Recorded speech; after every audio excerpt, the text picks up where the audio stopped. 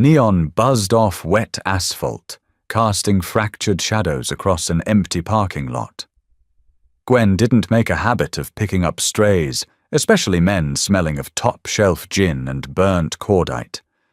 He was slumped against her rusted car door, a bespoke suit ruined by city grime. Leaving him meant freezing temperatures would finish him. Dragging a stranger into a cramped apartment meant inviting chaos through the front door. She chose chaos. Morning brought a headache, a loaded firearm resting on her coffee table, and one quiet question that permanently unraveled her miserable life. Closing time at O'Malley's always smelled the same stale beer bleach and the sharp, sour tang of bad decisions. Gwen dragged the mop across the cracked linoleum for the third time, her shoulders screaming in protest. She didn't look at the clock. Looking at the clock only made the minutes stretch turning time into a physical weight pressing down on her neck. She wrung out the mop, the dirty water sloshing into the yellow bucket with a thick, depressing sound.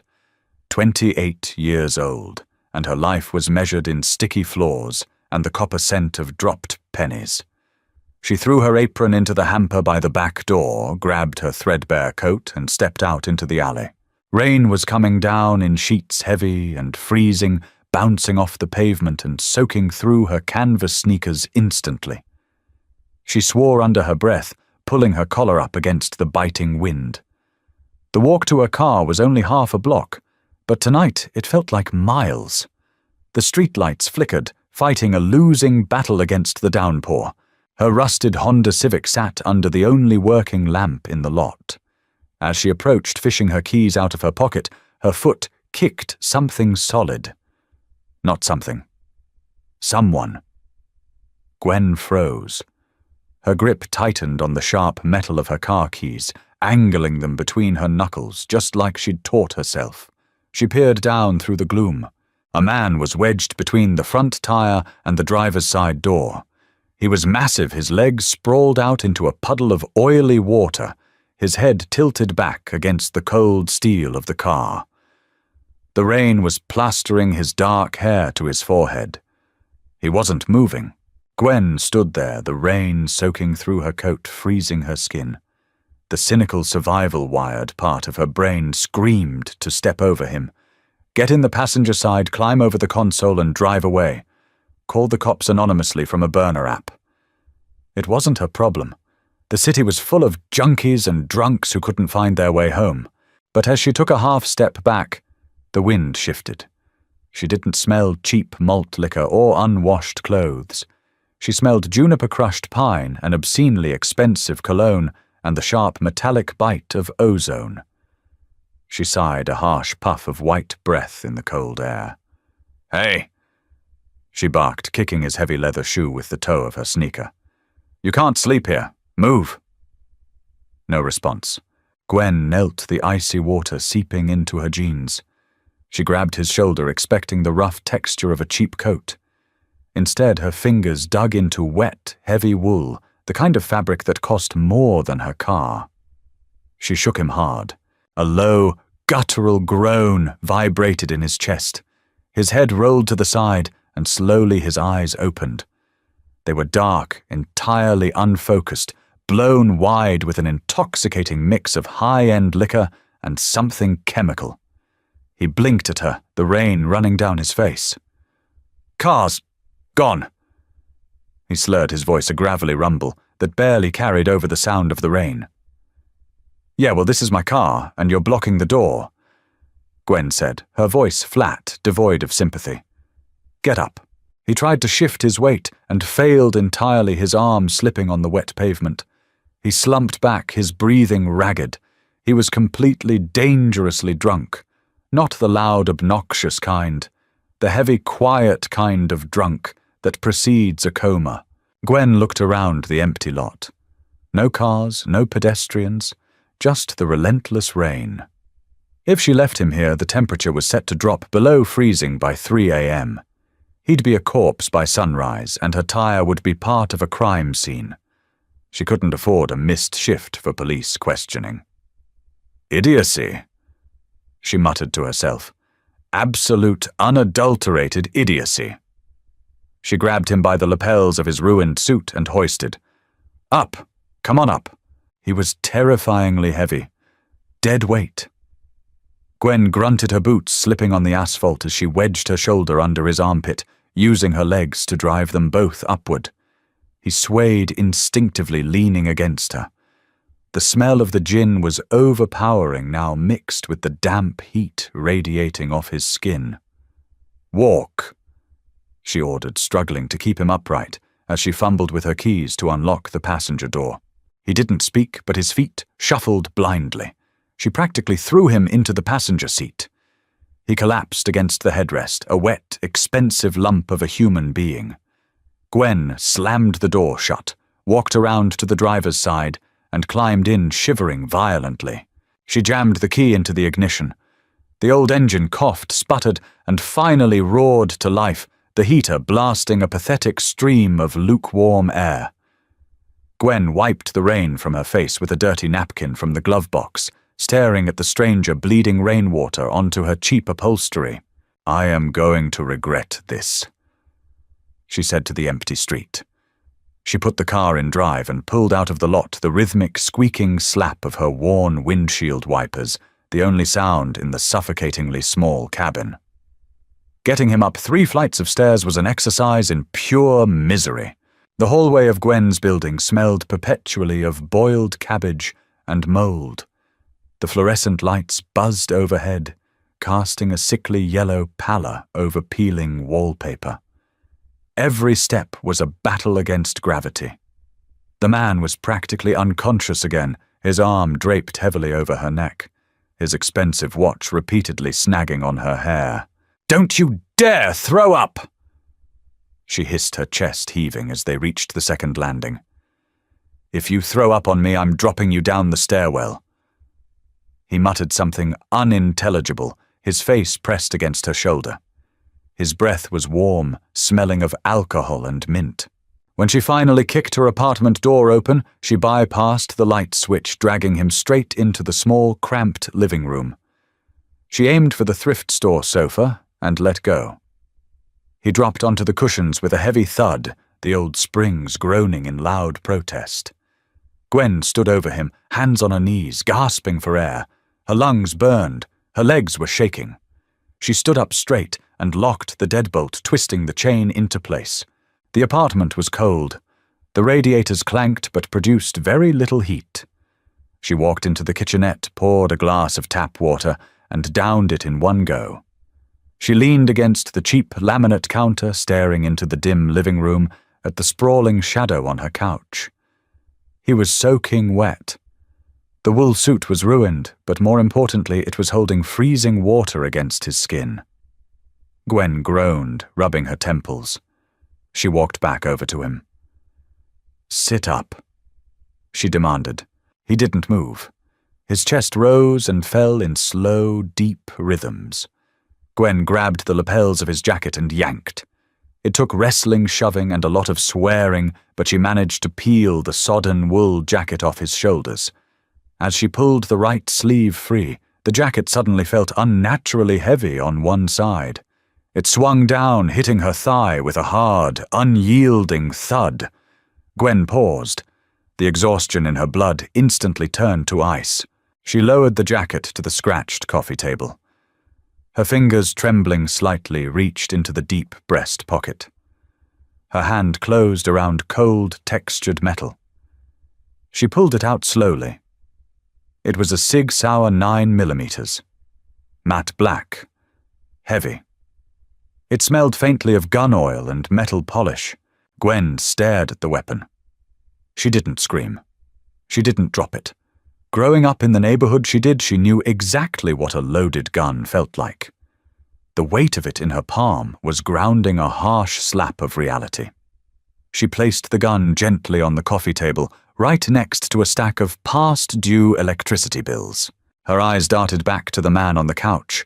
His white dress shirt was clinging to his chest, unbuttoned at the collar.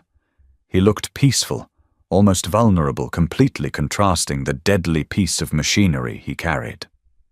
Slowly, deliberately, Gwen reached into his trousers. If he was a cop, he'd have a badge. If he was a banger, he wouldn't be wearing a $5,000 suit. She dug into his left pocket and pulled out a thick, heavy money clip. It was silver monogrammed with a sharp, angular V. Wrapped tightly inside it was a stack of bills. Hundreds. A lot of them. Easily $5,000 or $6,000. She checked his other pockets. Nothing. No wallet, no driver's license, no phone. Just the cash, the clip, and the gun. Gwen stepped back, her mind racing. She was alone in a room with a heavily armed, filthy rich John Doe. The cash sitting on her table was enough to pay her back, rent, fix her car, and buy groceries for 6 months. She could take it, wipe the gun down, leave it next to him, and kick him out into the hallway. By the time he woke up, he'd assume he got rolled in the alley. She stared at the money. Her fingers twitched. Instead, she walked to the hall closet, pulled out a hideous, scratchy polyester blanket she kept for emergencies, and tossed it over him. Gwen dragged the lone armchair from the corner of the room, positioning it across the coffee table directly facing the couch. She sat down, pulling her knees to her chest, wrapping her damp coat tightly around herself. She didn't touch the gun. She didn't touch the money. She just sat in the dim light filtering through the street lamps outside, listening to the erratic hum of her dying refrigerator and the slow, deep breathing of the stranger. She stayed awake, her eyes fixed on the black metal on the table, wrestling with the gnawing, cynical voice in her head that asked why she didn't just take the money and run. Because taking it meant she was exactly what the city expected her to be. A vulture. And Gwen, in a stubborn, entirely self-destructive act of defiance, refused to scavenge. Dawn didn't arrive with a burst of golden sunlight. It crept into Gwen's apartment like a disease, a creeping, miserable grey light that squeezed through the broken slats of her plastic blinds. The rain had stopped, leaving behind the wet, hissing sound of morning traffic on the pavement below. Gwen hadn't slept. Her eyes felt like they were filled with crushed glass. Her neck was stiff from the awkward angle of the armchair, and her mouth tasted like ash. She slowly uncurled her legs, her joints popping loudly in the quiet room. The man on the couch hadn't moved for hours, but his breathing had changed in the last 20 minutes. It had shifted from the deep, rhythmic pulls of a drunken sleep to something shallower, more controlled. He was waking up. Gwen stood her legs stiff and walked into the kitchenette. She didn't try to be quiet. She turned on the faucet, filled the ancient metal kettle, and slammed it down on the electric burner. The loud clatter rang through the small apartment. She reached into the cabinet for a tin of cheap, pre-ground coffee. Behind her, the cheap sofa springs groaned. Gwen didn't turn around. She kept her back to him, spooning bitter powder into a stained mug. She heard the rustle of the polyester blanket sliding to the floor. Then a sharp, sudden intake of breath, the physical manifestation of a brutal hangover crashing into a conscious brain. She heard the fabric of the couch shift. She heard the floorboards creak as he put his feet on the ground. Then silence. It was a heavy, suffocating silence. It wasn't the silence of someone disoriented and confused. It was the silence of a predator rapidly assessing its environment. Gwen could feel his gaze burning into her back, analyzing the peeling wallpaper, the dripping faucet, the narrow escape routes of the room.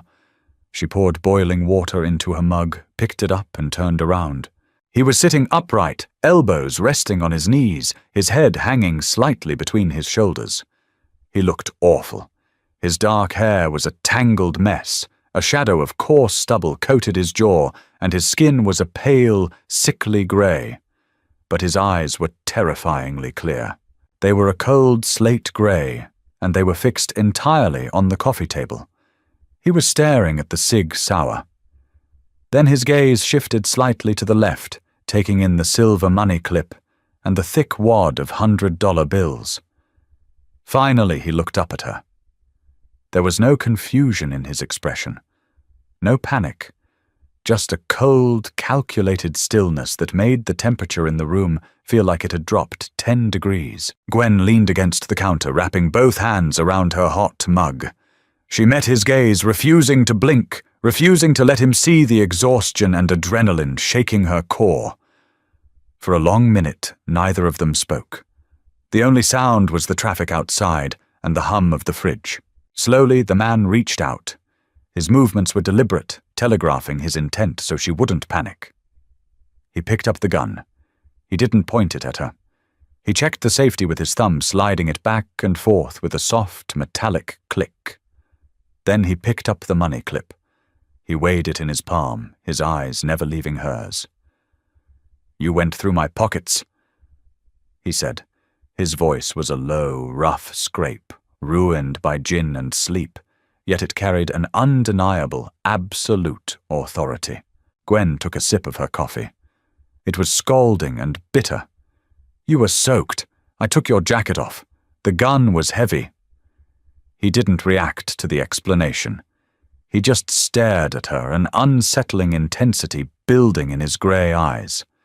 He looked at her cheap, damp clothes, her worn-out sneakers, and the dark, bruised circles under her eyes. He looked around the squalid apartment, reading the poverty in the water stains on the ceiling and the stack of red stamped bills on the table. He leaned back into the sofa, the gun resting loosely on his thigh. "You found $5,000 in cash," he stated slowly, his tone entirely conversational, which somehow made it worse. "And you found a loaded, untraceable firearm." "I did," Gwen replied, her voice remarkably steady. He tilted his head slightly. The harsh morning light caught the sharp angle of his jaw. "You're drowning in debt." He gestured vaguely toward the bills on the table. "You live in a shoebox. You drag a deadweight stranger out of the rain, strip him of his weapon, and leave it fully loaded within his reach." He paused, leaning forward again. The air between them pulled taut, snapping with invisible tension. "You didn't take the cash," he said softly, staring right through her armor. "And you didn't unload the magazine. You sat there all night waiting for me to wake up with a gun." Gwen swallowed hard, her throat suddenly dry despite the coffee. She tried to maintain her cynical glare, but something in his clinical observation was dismantling her defenses. "You didn't bring me here to save me, did you?" he asked, his voice dropping to a quiet, dangerous whisper. He wasn't asking a question. He was dissecting her soul. "You brought me here hoping I'd be the one thing that finally tears this miserable life down, hoping I'd do the job you're too tired to do yourself." He placed the gun back on the table, with a soft clatter, his eyes locked onto hers. "Tell me I'm wrong. Tell you you're wrong." Gwen echoed her voice, lacking the tremor she felt in her knees. She gripped the ceramic mug so tightly, her knuckles turned white, the cheap porcelain burning her palms. It was a grounding pain. She needed it. She needed something physical to anchor her, because the man on a sagging couch had just reached into her chest and put his finger precisely on the ugliest, most pathetic truth she harbored. She wasn't brave. She was just finished. Gwen let out a breath that was half scoff, half sigh. She walked to the sink and poured the black, sludgy coffee down the drain. It splashed against the rusted metal, a dark stain washing away. "I don't know who you are," she said, keeping her back to him for an extra 3 seconds to steady her breathing. She turned around, leaning her hips against the counter. "I don't care who you are. I dragged you out of the rain because if you froze to death next to my tire, the cops would tow my car as evidence, and I need it to get to work." He watched her. The slate-grey eyes didn't blink. They just absorbed her words, dissecting the lie and the truth braided together in her defense. "Is that right?" he asked softly. "Yes," Gwen snapped. "You aren't a metaphor. You're just a drunk who owes me for upholstery cleaning. Take your money, take your gun, and get out. The door is right there." He didn't move toward the door. Instead, he reached up and dragged a heavy hand down his face. the harsh rasp of his stubble loud in the quiet room. He winced, a brief, sharp tightening of his jaw before letting his hand drop. "My name is Gabriel," he said. It wasn't an introduction. It was a concession. Gabriel Costa. Gwen crossed her arms. "Good for you. Goodbye, Gabriel. I can't leave yet." He looked toward the window where the grey daylight was fighting through the plastic blinds. "If I walk out that door right now in daylight looking like this, I'm dead before I reach the end of your block. And whoever sees me walk out of your building will come up here to see if you're a loose end." The chill returned, sinking deep into Gwen's bones. The casual way he spoke of murder, not as a dramatic threat, but as a tedious logistical fact, was terrifying. "Who is looking for you?" she asked, her voice dropping an octave. Gabriel ignored the question. He reached across the coffee table, ignoring the gun, and picked up the silver money clip. He slid the thick stack of hundreds out, placing the heavy wad on the table next to her past-due electric bill. He didn't toss it. He placed it deliberately. "I need your couch until sundown," Gabriel said, his tone shifting into something purely transactional. "I need you to go to a pharmacy. I need gauze medical tape, a bottle of peroxide, and a cheap prepaid phone. Keep the change. All of it." Gwen stared at the money. $5,000. It was a ridiculous amount. It was an offensive amount. It was 3 months of double shifts, aching feet, and swallowing insults from drunks at the bar. "I don't want your money," she lied. Her stomach churned. She wanted it desperately. "It's not a reward for your hospitality," Gabriel replied, his eyes narrowing slightly. "It's compensation for your risk. Pick it up." Internal contradiction paralyzed her. Her pride battered and bruised as it was screamed to throw it in his face. Her survival instinct, honed by years of poverty, screamed to grab the cash and run to the landlord. She took a step forward. Her hand hovered over the stack. She slid one single $100 bill from the top. Gabriel's brow furrowed. "The phone is $40 at the bodega."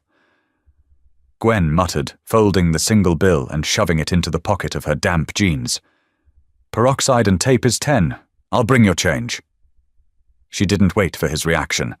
She grabbed her coat, unlocked the deadbolt, and walked out into the hallway, shutting the door behind her, before he could see her hands start to shake. The air outside smelled of wet garbage and exhaust fumes. Gwen walked fast, her boots splashing through shallow puddles on the uneven pavement. The harsh daylight offered no comfort. Every passing car made her flinch. Every person waiting at the bus stop looked like a hitman. Paranoia, she quickly realized, was exhausting. She bought the burner phone from a tired-looking clerk behind bulletproof glass at the corner store. The pharmacy 2 blocks down supplied the medical gear. She paid with the crisp $100 bill. The cashier had to test it with a brown marker before handing over a fistful of crumpled 10s and 1s. Gwen walked back to her apartment building, the plastic bag swinging against her leg. She was an accessory now. The realization tasted sour in her mouth. When she unlocked her door and pushed it open, the apartment was empty. Panic flared in her chest, not because he was gone, but because the money and the gun were gone from the table. She stepped inside, locking the door behind her. Then she heard the water running.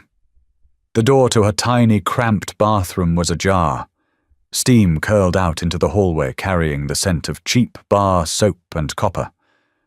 Blood. Gwen dropped her keys into the ceramic bowl by the door. She walked slowly toward the bathroom, the plastic bag crinkling loudly in the quiet apartment. She pushed the door open with 2 fingers.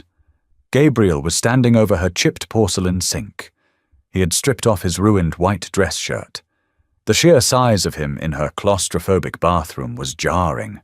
His shoulders seemed to span the entire mirror.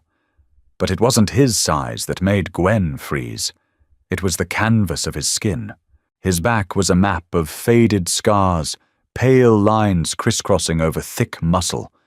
But the fresh damage was on his left side. A deep, jagged tear ran along his ribs, angry and weeping dark blood. It wasn't a bullet wound. It looked like a graze from something sharp, maybe shrapnel, or a knife tearing through the skin and leaving a bruised purple halo around the edges. He was holding a wet washcloth against it, his knuckles white with the pressure. He didn't turn around when she walked in, watching her reflection in the mirror instead. He looked feral, stripped of the expensive suit and the intimidating aura. He just looked like a man in pain. "You bought the supplies?" He grunted, his voice tight.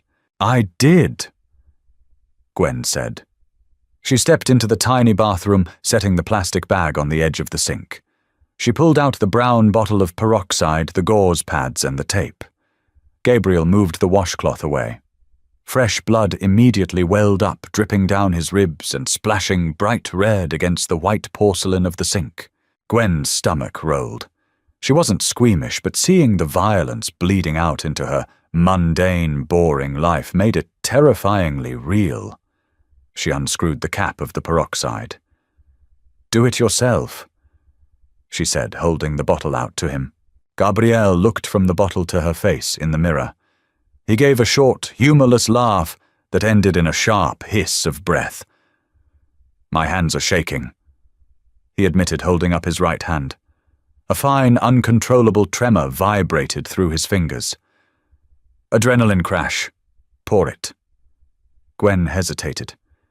She hated this. She hated the intimacy of the small room, the heat radiating off his skin, the smell of copper. But leaving him to bleed on her floor wasn't an option either. "Brace yourself," she muttered. She didn't do a countdown. She just tipped the bottle. The clear liquid hit the open wound and immediately foamed into a thick white froth. Gabriel's entire body went rigid. A low, guttural noise tore from his throat, a sound of pure agony, suppressed through sheer force of will. His hands gripped the edges of the sink so hard the ceramic creaked. Gwen didn't apologize. She grabbed a thick square of gauze and pressed it hard against the foaming wound. Gabriel's breath hitched his head, dropping forward as he leaned into her pressure. For a moment the only sound was his ragged breathing and the drip of the faucet. Gwen's hand was pressed firmly against his ribs. She could feel the rapid, heavy thud of his heart beneath her palm. It was a deeply human rhythm, frantic and desperate, entirely at odds with the cold predator who had analyzed her perfectly an hour ago. "Hold this," she instructed, stepping back. He moved his hand to trap the gauze. Gwen ripped off strips of white medical tape, with her teeth sticking them firmly over the dressing to hold it in place. Her hands were clumsy. She accidentally brushed the uninjured skin of his chest, her cold fingers contrasting sharply with his feverish heat. He flinched slightly but didn't pull away. "There," she said, stepping back into the hallway to put distance between them. "You're patched up." Gabriel turned around slowly. He looked down at the messy amateur bandage job. He wiped a stray drop of blood from his stomach with his thumb. "Thank you," he said quietly. Gwen turned away, heading back to the kitchenette. "Don't thank me. Just figure out how you're leaving." The afternoon dragged on with agonizing slowness. The rain started again, a steady, depressing drizzle that painted the windows grey. Gwen sat in the armchair, a book open on her lap, though she hadn't turned a page in an hour. Gabriel sat on the couch. He had put his ruined dress shirt back on, leaving it unbuttoned over the white bandages. The gun was back in his pocket. The money was back in his clip. He was holding the cheap plastic burner phone she had bought him. He had spent the last 20 minutes punching in numbers, sending short encrypted text messages, and waiting. The silence between them was different now. It wasn't the hostile standoff of the morning. It was a heavy, exhausted truce. They were two people trapped in a box waiting for the timer to run out. Suddenly the burner phone buzzed against the coffee table. It sounded unnaturally loud in the quiet room. Gabriel snatched it up. He read the screen, his expression unreadable. He typed a quick response, hit send, and then with sudden violent force snapped the cheap phone in half. Plastic shattered. He tossed the broken pieces into the trash can by the couch.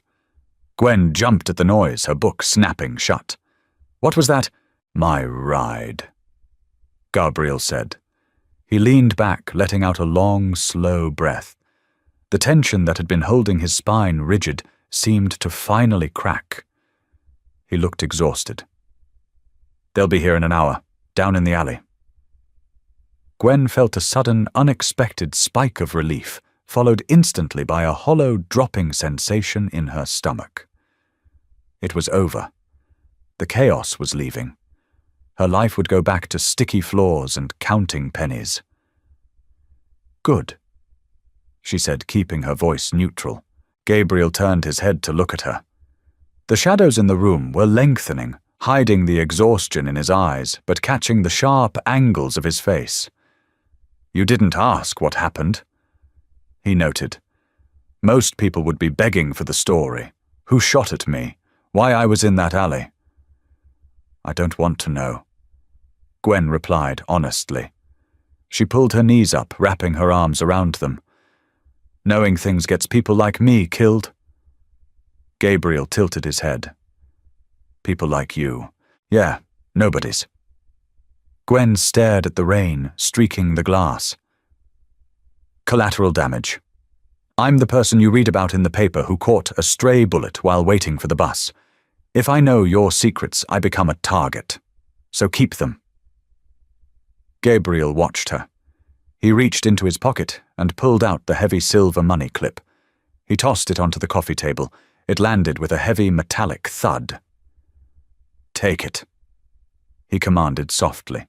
Gwen glared at it. "We went over this. I took my change from the 100. "I'm not paying you for the bandages, Gwen," he said, using her name for the first time. She hadn't told him her name. He must have seen it on the mail piled on the counter. The sound of it in his rough, quiet voice made her stomach tighten. "I'm giving it to you because you need to move." Gwen frowned. "Move? Out of this apartment? Out of this neighborhood?" Gabriel gestured vaguely around the room. "The people looking for me are thorough. If they pull security footage from the street, they might see your car. They might track the plates. It's a slim chance, but it's a chance." Gwen's heart slammed against her ribs. The numbness evaporated, replaced by cold, sharp panic. "You told me if you stayed inside they wouldn't know." "I lied," Gabriel said simply. There was no apology in his tone, just stark, brutal honesty. "I needed to buy time to contact my people.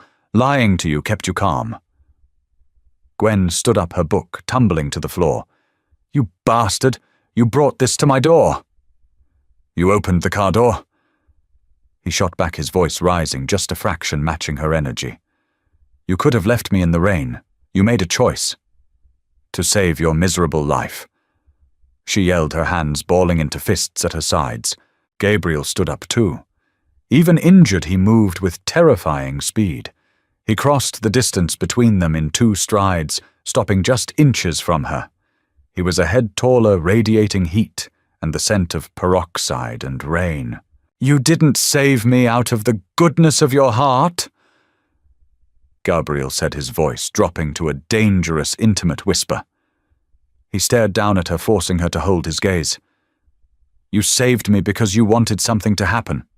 You wanted a bomb to go off in your life. Well, congratulations, Gwen. The bomb just detonated. Now take the cash packer bag and run."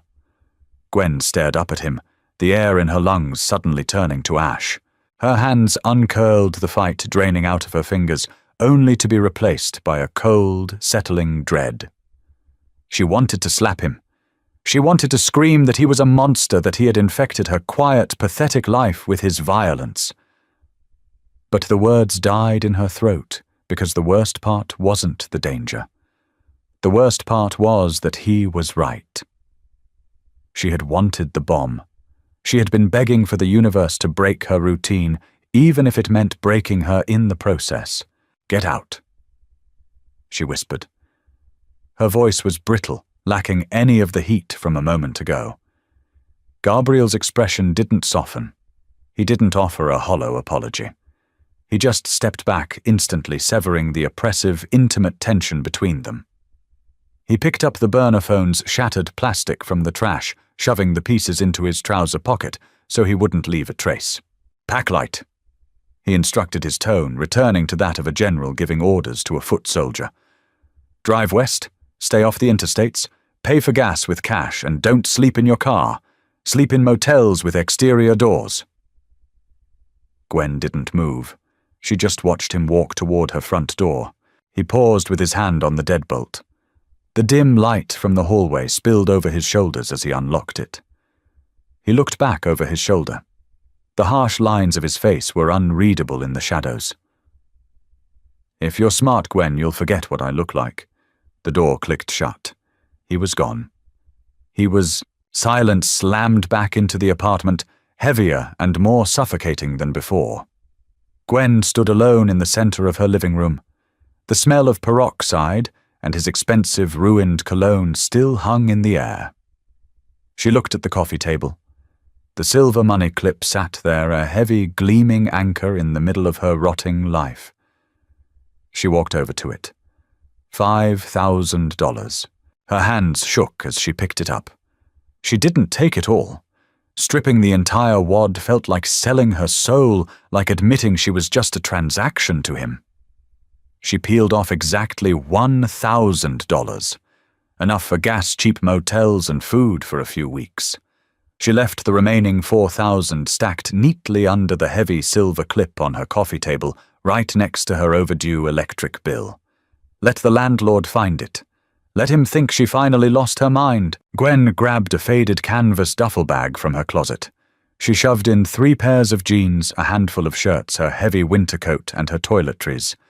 She didn't pack anything sentimental. There was nothing sentimental to pack. 20 minutes later, she was behind the wheel of her rusted Honda, merging onto a rain-slicked highway heading away from the city skyline. She didn't look in the rearview mirror. 3 days of driving blurred into a monotonous grey purgatory. Gwen found herself in a dying Rust Belt town somewhere in Ohio, surrounded by skeletal remains of factories and acres of cracked concrete. She rented a room at a place called the Starlight. The neon sign outside was missing 3 letters, buzzing with a desperate electrical hum that kept her awake at night. The room smelled intensely of bleach, trying to cover up decades of stale cigarette smoke. The floral bedspread felt like sandpaper, and the heater rattled like a dying asthmatic. But it had an exterior door, just like Gabriel had told her. She lived on diner coffee and adrenaline, her nervous system vibrating at a frequency she couldn't shut down. Every time a car idled too long in the parking lot, her heart seized. Every time a heavy footstep sounded on the concrete walkway outside her door, she reached for the cheap pocket knife she had bought at a gas station. She was surviving, but she was losing her mind. On the 4th evening, the rain returned, drumming a relentless, mocking beat against the thin glass of her motel window. Gwen was sitting on the edge of the lumpy mattress, staring at a mute television playing a local news broadcast. Her hands were wrapped around a styrofoam cup of lukewarm tap water. She was so exhausted her bones ached. Running was a full-time job, and she was entirely unequipped for it. She thought about her apartment. She thought about the mop at O'Malley's. She hated it, but it was safe. It was predictable. A sharp, authoritative knock hammered on her door. Gwen flinched violently, spilling water over her hands. The styrofoam cup dropped to the stained carpet. 3 knocks. Hard, deliberate. Not a maid, not a lost traveler. Her breath trapped itself in her lungs. She stood up slowly, her knees trembling so badly she had to brace her hand against the cheap veneer of the nightstand. She grabbed the pocket knife, flipping the pathetic 3-inch blade open. It felt like a toy in her hand. She crept toward the door, her socks silent on the carpet. She pressed her eye to the scratched peephole. The hallway outside was distorted, but the massive, broad-shouldered silhouette standing under the flickering walkway light was unmistakable. Gwen stepped back, her chest heaving. It was Gabriel. Panic and a bizarre, sickening wave of relief crashed into each other inside her. Why was he here? Were his enemies with him? Did he come to finish the job to ensure she wouldn't talk? Gwen. His voice bled through the cheap wood, low and gravelly. Open the door. I know you're standing right there. Your shadow blocked the light under the frame. She squeezed her eyes shut, cursing her own stupidity. She unlocked the chain with shaking fingers and twisted the deadbolt. She pulled the door open just an inch, keeping her foot wedged firmly against the base. Gabriel stood in the cold rain. He wasn't wearing a ruined suit anymore. He wore a heavy black leather jacket over a dark sweater, water beading on the shoulders. The bruising on his face had faded to a sickly yellow, but he looked just as exhausted as she felt. His slate-grey eyes locked onto hers through the narrow gap. "You're a terrible fugitive," he said softly. Gwen gripped the door edge. "How did you find me?" "You left your phone on, the one you had before you bought the burner." He tilted his head, watching her face pale. "It took my people less than 2 hours to ping a tower in Cleveland. From there, I just looked for the cheapest, most depressing motels off the highway." "I turned it off," Gwen hissed, defensive and terrified. "Off isn't dead. Dead is breaking it in half and leaving it in a trash can." He shifted his weight. "Are you going to let me in, or are we going to discuss operational security in the freezing rain?"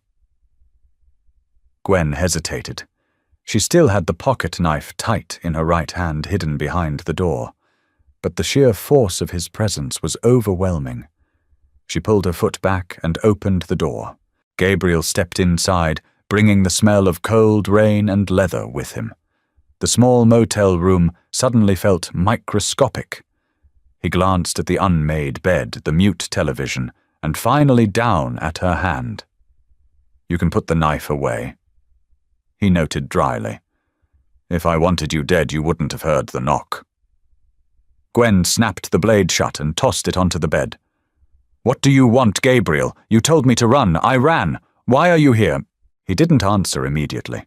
He walked over to the flimsy curtains and pulled them shut, ensuring no gaps remained. Then he turned to face her. "The men who were looking for me are gone," he said, his tone flat, devoid of emotion. "It took 3 days to clean up the mess. My territory is secure. The threat is neutralized." Gwen stared at him, trying to process the casual admission of mass murder. So you can go home." Gwen let out a harsh, bitter laugh. "Home to what? A landlord who thinks I abandoned my lease? A job that definitely fired me 3 days ago? You blew my life up. I left you $5,000 to start over. I left 4,000 of it on the table." Gwen fired back her anger, finally breaking through her exhaustion. "I'm not a charity case. I took what I needed for gas and this dump. That's it." Gabriel's eyes darkened. A muscle feathered in his jaw. "I know. My men cleared your apartment before the landlord found it. They brought the cash back to me." He took a slow step toward her. "Do you have any idea how insanely stupid pride is when you're trying to survive?" "It's all I have," Gwen yelled, not caring about the thin walls. "It's the only thing I own that you people can't buy or shoot. So yeah, I kept it." Gabriel stopped inches from her. The height difference forced her to tilt her head up, baring her throat to him.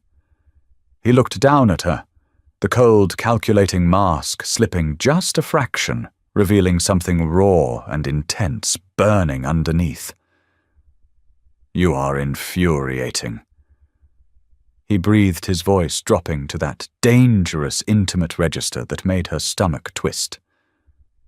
"Then leave," she challenged, though her voice wavered. Gabriel reached out. He didn't grab her throat or her shoulders. His large, rough hand reached up and brushed a stray lock of greasy hair behind her ear. His knuckles grazed her cheek. The touch was agonizingly gentle, a terrifying contrast to the violence she knew he was capable of. Gwen's breath hitched. She froze, entirely paralyzed by the sensory overload of his warm skin against her freezing face. I tried. Gabriel confessed quietly, his thumb tracking the dark, bruised circle under her eye. I sat in my office, looked at the money you left behind, and told myself to let you disappear into Ohio. It was the smart play. You're a liability. You're a civilian.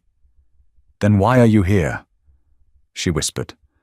Gabriel's hand dropped, wrapping around the back of her neck, his fingers tangling in the hair at her nape. He pulled her forward just a fraction, not forcing her, but anchoring her to him. Because everyone in my world lies. He said, his voice rough with exhaustion. Everyone wants something. Everyone calculates. But you pulled a bleeding stranger into your car, held a loaded gun, and then argued over $20 in change. You left $4,000 on a table because of your damn pride. He leaned down, his forehead resting lightly against hers. The smell of leather and rain was intoxicating. You're the only real thing I've touched in a decade, Gwen, and I couldn't leave you in this miserable room. Gwen closed her eyes, fighting a losing battle against the heavy magnetic pull of his gravity. Her hands came up, resting flat against the cold leather of his jacket. She could feel the steady, powerful thud of his heart underneath. She hated him for ruining her life, and she hated herself for leaning into his touch. This is a mistake, she murmured against his mouth. Probably the worst one I've ever made. Gabriel agreed. Then he kissed her. It wasn't gentle. It wasn't romantic. It was a collision. It tasted like bitter coffee exhaustion and desperate clinging survival. Gabriel's arms wrapped around her, pulling her hard against his chest, lifting her slightly off the floor. Gwen's hands gripped his jacket, her fingers digging into the leather as she kissed him back with a fierce, angry hunger she didn't know she possessed. All the fear, all the paranoia of the last 3 days poured out of her. She backed him up until his knees hit the edge of the cheap mattress. They collapsed onto the floral bedspread, the springs screaming in protest. There were no sweet words whispered in the dark. There was only the harsh rasp of zippers, the rustle of clothes hitting the stained carpet, and the desperate grounding heat of 2 people trying to prove they were still alive. Gabriel's hands mapped her skin with a possessive urgency, his touch mapping the rough edges of her life. Gwen dragged her nails across his shoulders, tracing the edges of his scars, pulling him deeper into her. In that miserable, fluorescent-lit motel room, the cynical waitress and the violent kingpin tore each other apart just to put themselves back together. Morning broke over the Ohio highway with a dull, bruised purple sky. The rain had finally stopped, leaving a heavy fog clinging to the asphalt outside. Gwen woke to the sound of a zipper closing. She opened her eyes, her body heavy and aching in a way that had nothing to do with her grueling shifts at the bar. The motel room was freezing.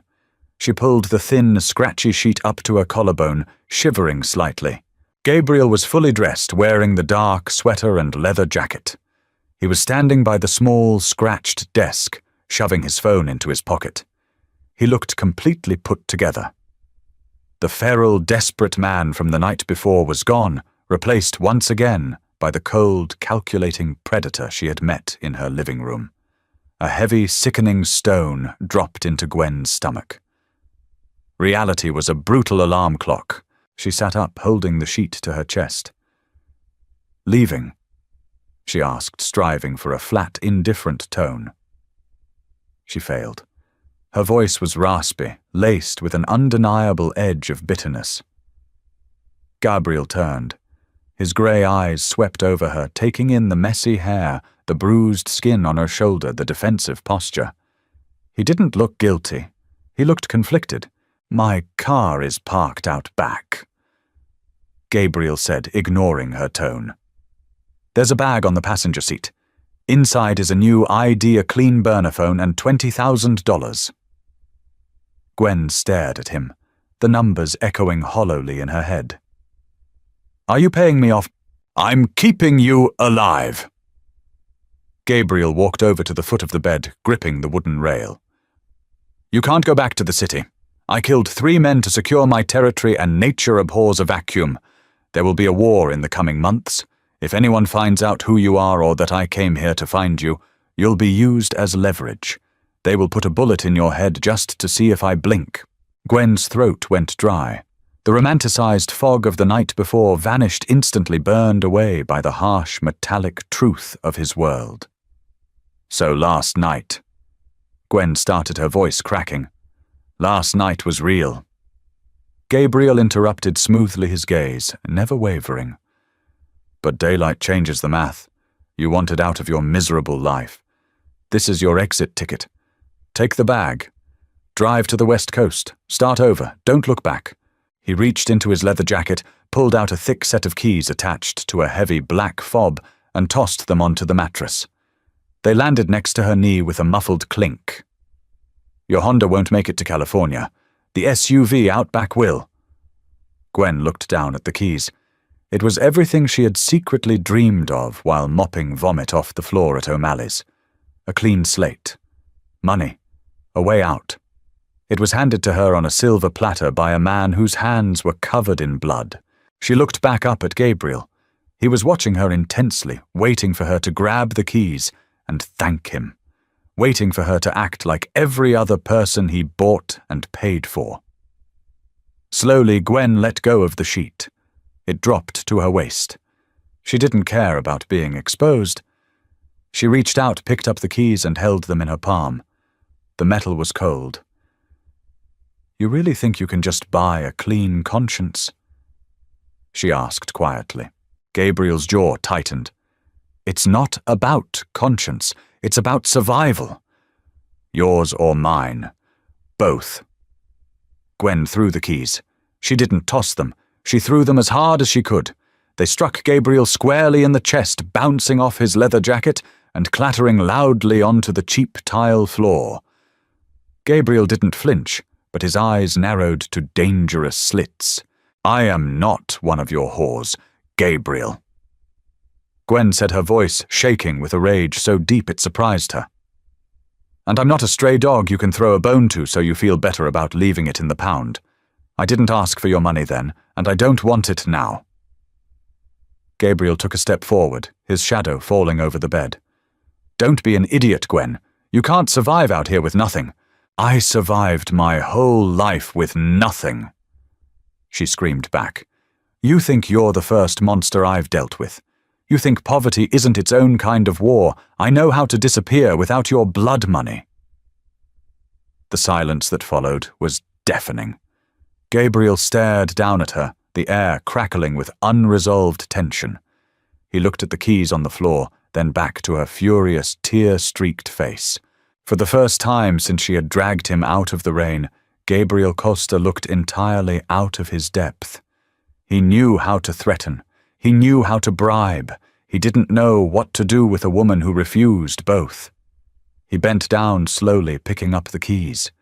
He held them in his fist, the knuckles turning white. "I have to go back to the city," he said, his voice dangerously low. "People are waiting for orders. If I don't show up, my entire organization collapses." "Then go," Gwen said, turning her face away, staring at the peeling wallpaper. "Go be the king of your garbage pile." Gabriel didn't move towards the door.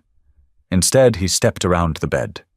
He sat on the edge of the mattress, the springs groaning under his weight. He reached out and forcefully gripped her chin, turning her face back toward him. His grip was firm, inescapable, but not bruising. "I'm not leaving you here," he stated. "It wasn't a negotiation. You don't own me." "I know I don't." His thumb brushed over her lower lip, his eyes searching hers with a desperate intensity. "If I give you the bag and you drive away, you'll survive. You'll work at another diner in Portland. You'll scrape by. You'll be safe." "Sounds perfect," she whispered bitterly. Gabriel leaned closer, his breath ghosting over her face. "But if you come with me, you'll never be safe again. You'll look over your shoulder for the rest of your life. You'll be surrounded by violence, paranoia, and men who want to kill us both." Gwen swallowed hard. Her heart was beating so fast it felt like a bird trapped in her ribs. "Why are you telling me this?" "Because—" Gabriel breathed, resting his forehead against hers. "I am selfish. I am a monster. And I want to take you back into the fire with me." The motel room was suffocatingly quiet. The hum of the dying refrigerator in the corner was the only sound breaking the heavy silence. Gabriel's confession hung in the air, a toxic, intoxicating promise. He wasn't offering her a fairy tale. He was offering her a nightmare, but he was offering it with him. He was offering her power danger and an escape from the suffocating mediocrity of her previous existence. He let go of her chin and stood up. He walked over to the scratched wooden desk by the window. He placed the heavy set of car keys on the edge of the desk. Then he reached into his jacket. He pulled out the matte black Sig Sauer 9mm. He checked the safety with a soft click, popped the magazine out to ensure it was loaded, slammed it back in, and placed the weapon next to the keys. Gwen watched him, her breath shallow. "What are you doing?" Gabriel turned around. He leaned back against the window frame, blocking out the grey morning light. He looked at her, his slate-grey eyes entirely stripped of their usual armor. He wasn't giving orders anymore. He was waiting. His question the next morning changed everything. Gwen thought a strange, detached narration echoing in her own mind as she stared at the man who had derailed her universe. "I'm going to walk out that door." Gabriel set his voice a low, steady rumble. "I'm going to stand by the black SUV in the parking lot. I'll wait exactly 5 minutes." He gestured to the desk. "If you pick up the keys, you get in the car, you put it in drive, and you leave. You take the money, you change your name, and I will ensure nobody ever comes looking for you. You get your clean slate." Gwen looked from his face to the heavy black metal of the gun resting on the cheap veneer. "And the gun?" she asked, her voice barely a whisper. Gabriel pushed off the window frame. He walked slowly back to the bed, stopping right in front of her. He didn't touch her. He didn't need to. His proximity alone was a physical weight. "If you pick up the gun," Gabriel said, his eyes locking onto hers, burning with a dark, terrifying promise, "you walk out that door, you hand it back to me, and you get in the passenger seat." The air left Gwen's lungs. "You come back to the city with me." Gabriel continued, his tone brutally honest. "You walk into the blood, the dirt, and the chaos. You sit beside me. You don't get to be a victim anymore, Gwen. If you choose the gun, you become part of the family. You become exactly what you dragged out of the rain." He stared at her for a long, agonizing second. "Are you going back to the sticky floors?" he asked quietly, the defining question piercing through her chest. "Or are you staying in the fire?" Gabriel didn't wait for her to answer. He turned his back on her, walked to the motel room door, opened it, and stepped out into the freezing Ohio fog. The door clicked shut, leaving Gwen entirely alone. The silence rushed back, deafening and absolute. Gwen sat frozen on the lumpy mattress. 5 minutes. She looked at the digital clock bolted to the nightstand. 7:14 a.m. She looked at the desk. The keys represented life. A quiet, boring, safe life. A life where she would grow old, pay her taxes, and eventually fade into nothing, just like she had been doing for 28 years. No bullets, no blood, no terrifying men with grey eyes and scarred backs. The gun represented death, a violent, unpredictable existence where tomorrow was never guaranteed. But it also represented power. It represented never being the collateral damage waiting at a bus stop ever again. It represented Gabriel. 7:16 a.m. Gwen threw the scratchy sheet off her legs. The cold air bit her skin, grounding her. She stood up, her bare feet pressing against the stained carpet. She walked over to her canvas duffel bag, pulled out a clean pair of jeans and a black sweater, and dressed quickly, mechanically. Her hands weren't shaking anymore. 7:18 a.m. She walked over to the desk. She stared down at the 2 items. The cynical part of her brain, the part that had kept her alive in the slums, the part that knew how to read the threat of a drunken stranger, screamed at her to take the keys. Grab the cash. Run. Play the smart angle. But as she reached out, she realized she had stopped listening to that voice the moment she dragged a dead weight out of the rain. Gwen's fingers bypassed the heavy keychain. Her hand wrapped around the cold, textured grip of the Sig Sauer. It was heavy. It smelled of gun oil and metal polish. It felt exactly the way it had in her cramped living room, but this time it felt like an anchor. She shoved the gun into the waistband of her jeans, pulling her sweater down to cover it. She didn't look at the keys again. She grabbed her duffel bag, swung it over her shoulder, and walked to the door. She didn't hesitate. She unlocked the deadbolt and pulled the door open. The fog outside was thick-smelling of wet asphalt and pine. Gabriel was standing exactly where he said he would be, leaning against the hood of a massive black SUV. He was smoking a cigarette, the cherry burning bright red in the mist. He heard the door click. He turned his head, exhaling a slow stream of grey smoke. Gwen walked down the concrete walkway, her boots crunching loudly on the gravel. She didn't stop until she was standing inches from him. The tension in Gabriel's shoulders was palpable, his eyes dropping to her empty hands, then tracking down to the slight bulge under her sweater. Gwen reached under the hem. She pulled the heavy gun free and held it out grip first. Gabriel looked at the weapon. Slowly, a smirk, dark, dangerous, and entirely victorious, spread across his bruised face. He didn't take the gun. He reached out his hand, wrapping over hers, pushing the weapon back down against her stomach. "Keep it," he murmured, his voice rough. "You're going to need it." Gabriel stepped back, pulled the passenger door open, and waited. Gwen looked at him, feeling the absolute point-of-no-return finality of the moment. She threw her bag onto the floorboard and climbed in. The leather seat was cold-smelling of expensive cologne and ozone. Gabriel shut the door heavily, sealing her inside his world. He walked around to the driver's side, climbed in, and put the car in gear. The engine growled a deep, menacing sound. As they pulled out of the Starlight Motel parking lot, leaving the buzzing neon sign behind them in the fog, Gwen didn't look in the rearview mirror.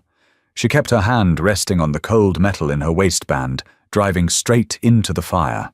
Was Gwen right to choose the fire over freedom, or did she just sign her own death warrant? The Mafia life never lets anyone go easily, and Gabriel's war is only just beginning. Let me know in the comments what you think Gwen's first move as the new Queenpin should be. If this raw, gritty romance hooked you, smash that like button, hit share with your fellow dark romance addicts, and make sure to subscribe so you don't miss part 2 when the rival families come for what's theirs. Stay tuned.